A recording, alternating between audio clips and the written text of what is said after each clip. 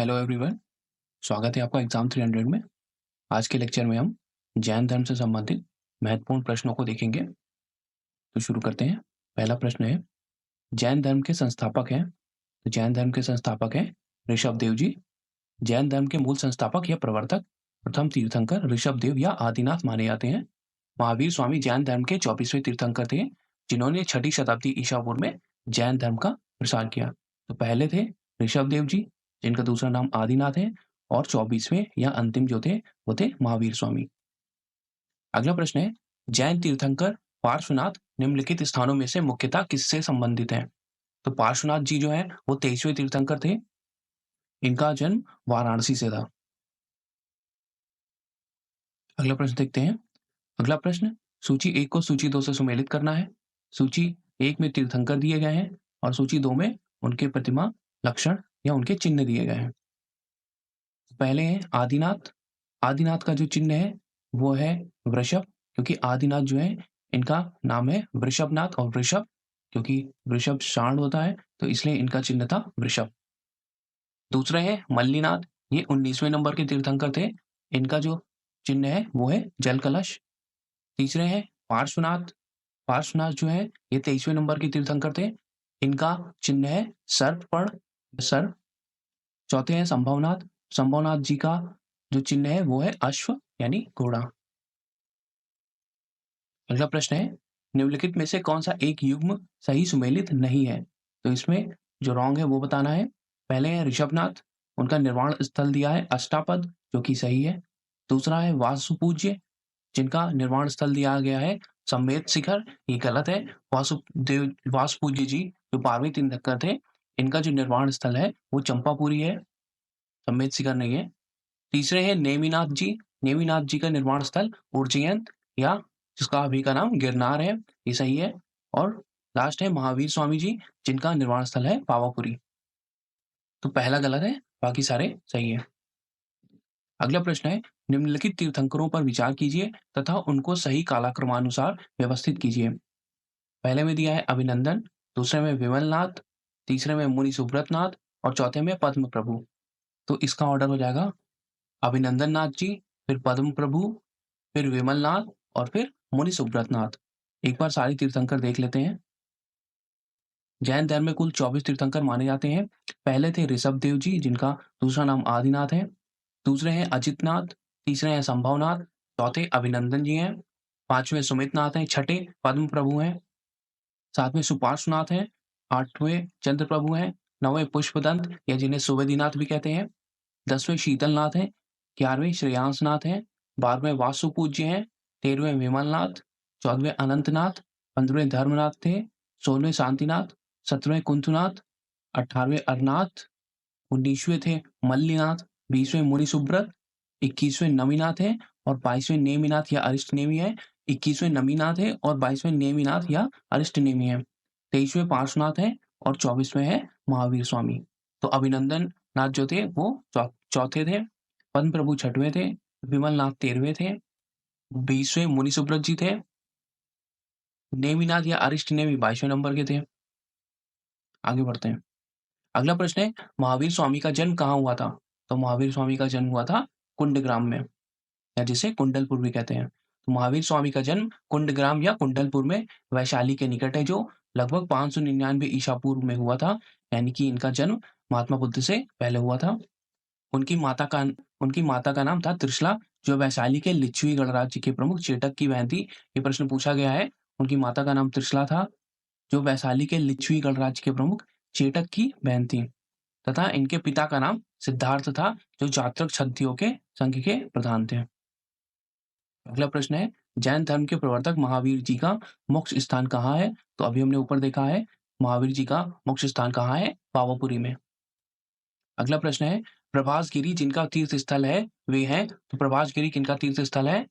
वो है जैन का। प्रभासगिरी उत्तर प्रदेश के कौशाम्बी में स्थित एक जैन तीर्थ स्थल है। कौशाम्बी का प्रभासगिरी स्थल 6वें जैन तीर्थंकर पद्म प्रभु से संबंधित है। पद्म प्रभु 6वें जैन तीर्थंकर थे और इनका जो चिन्ह है वो है पद्म। अगला प्रश्न है, जैन धर्म में पूर्ण ज्ञान के लिए क्या शब्द है? तो जैन धर्म में पूर्ण ज्ञान के लिए शब्द है कैवल्य। जैन धर्म में पूर्ण ज्ञान के लिए कैवल्य शब्द का प्रयोग किया गया है। महावीर स्वामी को 12 वर्षों की कठोर तपस्या के तथा साधना के पश्चात जृंभिग्राम के समीप ऋजुपालिका नदी के तट पर साल वृक्ष के नीचे कैवल्य यानी कि पूर्ण ज्ञान की प्राप्ति हुई और वे केवलिन कहलाए। तो इनके में ये चीज याद रखना, जंभिग्राम नदी कौन सी थी? ऋजुपालिका नदी थी। साल वृक्ष के नीचे कैवल्य प्राप्त हुआ। और महात्मा बुद्ध में कौन सी नदी थी? तो महात्मा बुद्ध में निरंजना नदी थी, जिसका आधुनिक नाम अभी जो है वो फल्गु नदी है। उनके में पीपल का वृक्ष था और इनके में महावीर स्वामी में साल का वृक्ष है। अगला प्रश्न, महावीर स्वामी को किस नदी के तट पर ज्ञानोदय प्राप्त हुआ? तो अभी हमने ऊपर पढ़ा, ऋजुपालिका नदी के तट पर ज्ञान की प्राप्ति हुई। ऋजुपालिका नदी के तट पर और साल वृक्ष के नीचे। त्रिरत्न सिद्धांत, सम्यक धारण, सम्यक चरित्र, सम्यक ज्ञान किस धर्म का है? तो ये है जैन धर्म का। जैन धर्म में मोक्ष के लिए 3 साधन आवश्यक बताए गए हैं, सम्यक दर्शन, सम्यक चरित्र तथा सम्यक ज्ञान। इन्हीं तीनों को ही जैन धर्म में त्रिरत्न की संज्ञा दी गई है। अगला प्रश्न है, अणुव्रत सिद्धांत का प्रतिपादन किया था। तो अणुव्रत सिद्धांत किससे संबंधित है? तो जैन धर्म से संबंधित है। जैन धर्म में पंच महाव्रत, जो पंच महाव्रत है उनमें आता है अहिंसा, सत्य, ब्रह्मचर्य, अस्तेय एवं अपरिग्रह। जैन धर्म में गृहस्थों के लिए पंच महा अणुव्रत के रूप में व्यवहृत हुआ है, क्योंकि संसार में रहते हुए इन महाव्रतों का पूर्णतः पालन करना संभव नहीं है, इसलिए आंशिक रूप इनके पालन करने के लिए कहा गया है। तो महा अणुव्रत जो है वो 5 हैं। वो कौन कौन से हैं? अहिंसा अणुव्रत, सत्य अणुव्रत, अस्तेय अणुव्रत, ब्रह्मचर्य अणुव्रत तथा अपरिग्रह अणुव्रत। तो जो भी पंच महाव्रत थे उन्हीं से ही पंच महा अणुव्रत बना दिए गए, और ये जो है महा अणुव्रत ये गृहस्थों के लिए है। तो अहिंसा से बन गया अहिंसा अणुव्रत, सत्य से बन गया सत्य अणुव्रत, ब्रह्मचर्य से बन गया ब्रह्मचर्य अणुव्रत, अस्तेय से बन गया अस्तेय अणुव्रत और अपरिग्रह से बन गया अपरिग्रह अणुव्रत। अगला प्रश्न, स्याद्वाद सिद्धांत है। तो स्याद्वाद सिद्धांत जो है वो जैन धर्म से संबंधित है। महावीर स्वामी जैन धर्म के 24वें तीर्थंकर थे, अभी हमने ऊपर पढ़ा। उन्होंने आत्मवादियों तथा नास्तिकों के एकांतिक मतों को छोड़कर बीच का मार्ग अपनाया, जिसे अनेकांतवाद या स्याद्वाद कहा जाता है। स्याद्वाद को सप्तभंगी मार्ग के नाम से भी जाना जाता है। यह ज्ञान की सापेक्षता का सिद्धांत है। तो अनेकांतवाद उसका दूसरा नाम है स्याद्वाद, और इसका दूसरा नाम है सप्तभंगी मार्ग या ज्ञान की सापेक्षता का सिद्धांत है। अगला प्रश्न है, निम्नलिखित में से कौन से सिद्धांत जैन धर्म से संबंधित है? तो अभी हमने ऊपर पढ़ा अनेकांतवाद और स्याद्वाद दोनों ही जैन धर्म से संबंधित हैं। निम्नलिखित में से कौन सा धर्म विश्व विनाशकारी प्रलय की अवधारणा में विश्वास नहीं करता? तो जैन धर्म जो है वो विश्व विनाशकारी प्रलय की अवधारणा में विश्वास नहीं करता है। जैन धर्म में ईश्वर की कल्पना नहीं की गई है। उनके अनुसार जगत की सृष्टि नहीं की गई है। यह संसार नित्य और शाश्वत है, इसमें किसी भी समय प्रलय नहीं होता है। जैन धर्म का आधार बिंदु है। तो जैन धर्म का आधार बिंदु है अहिंसा। अहिंसा जैन धर्म का आधार बिंदु है।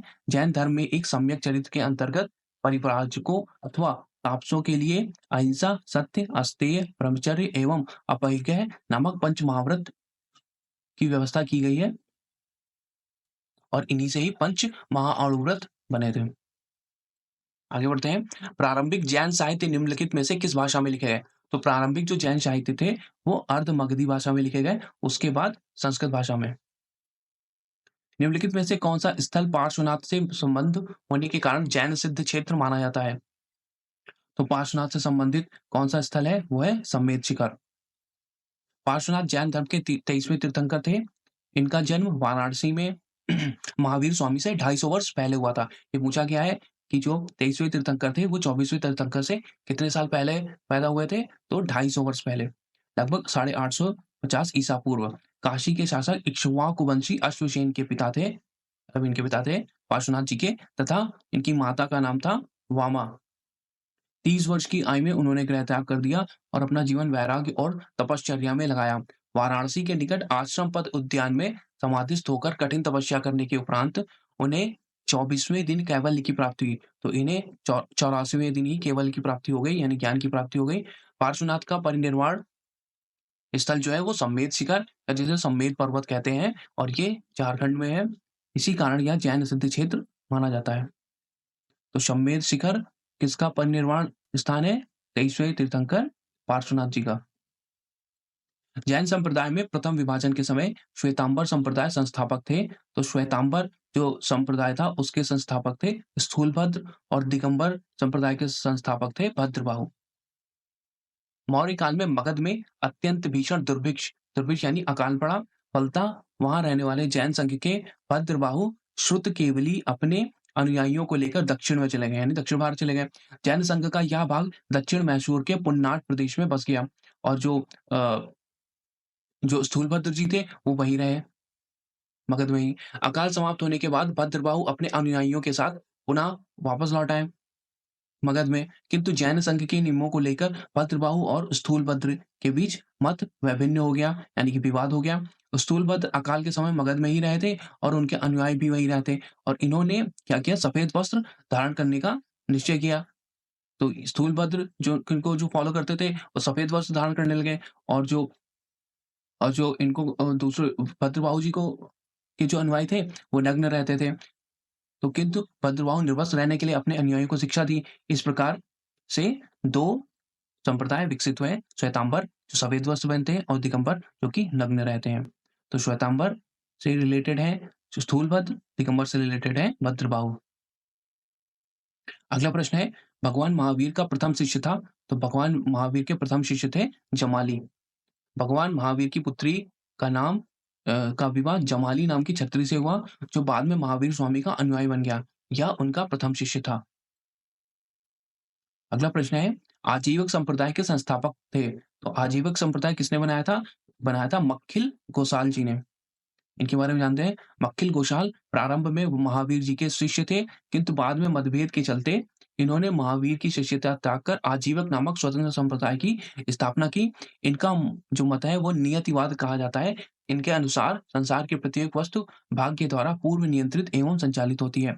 तो इसमें दो क्वेश्चन बनते हैं। पहला कि आजीवक संप्रदाय किसने बनाया था, मक्खिल गोसाल ने। और आजीवक संप्रदाय का मत क्या है, तो आजीवक संप्रदाय का मत है नियतवाद, जिसके अनुसार नियतवाद का क्या अर्थ है, नियतवाद का अर्थ है कि जो नियत है यानी कि जो भाग्य है वो पहले से ही नियंत्रित है, मनुष्य के हाथ में कुछ भी नहीं है, जो पहले से ही भाग्य में है वही होगा, पूर्व नियंत्रित एवं संचालित होता है, यानी कि मनुष्य कुछ नहीं कर सकता।